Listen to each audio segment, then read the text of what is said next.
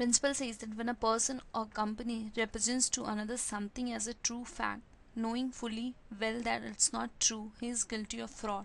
The person subjected to fraud may avoid an agreement. Fact says that a tramway company's prospectus stated that it had the right to use steam power for moving carriage as an absolute right currently, though in actuality it was subject to condition of Board of Trade. The company honestly believed that they would get the approval in the favor of the company. Plaintiff, on faith of that statement, took shares of the company.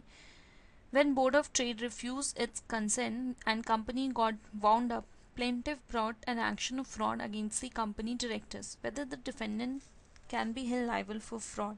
A.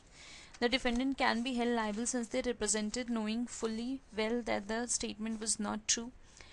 B. The defendant will not be held liable as they honestly believe that they would get the approval. C. The defendants will be held liable since they should have disclosed the truth. D. The defendants will not be held liable since they had complied with all the formalities of the board and hence were correct in making the statement as they were almost about to get the right. Here the correct answer would be A.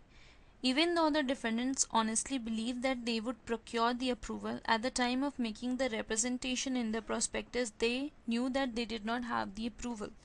So the company knew this fact fully well that the approval was due, and in their prospectus they mentioned that they had the absolute right currently. Hence they can be held liable for fraud because actually they were not having the approval.